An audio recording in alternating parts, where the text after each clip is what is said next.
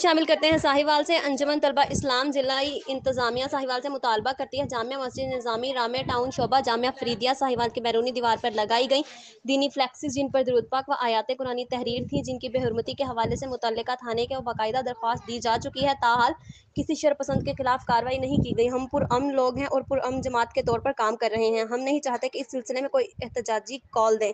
اس واقعے میں ملوث افراد جنہوں نے دینی فلیکسز کی بے حرمتی کی ہے، ان شرپسند عناصر کے خلاف سخت کارروائی کی جائے جنہوں نے پرامن شہر کے ماحول کو خراب کرنے کی کوشش کی ہے۔ ان ملزمان کو جلد سے جلد گرفتار کر کے کیفر کردار تک پہنچایا جائے تاکہ آئندہ کسی شرپسند عناصر کو گستاخی کرنے کی جرات نہ ہو سکے۔ انجمن طلبہ اسلام ضلع ساہیوال کے ناظم رائے قمر عباس بشیرہ کھرل، ضلعی جنرل سیکرٹری حاجی غلام مصطفیٰ، سٹی ناظم مہر نعیم سیال و دیگر عہدیداران اس سنگین معاملے پر حساس ادارے بھی نوٹس لیں۔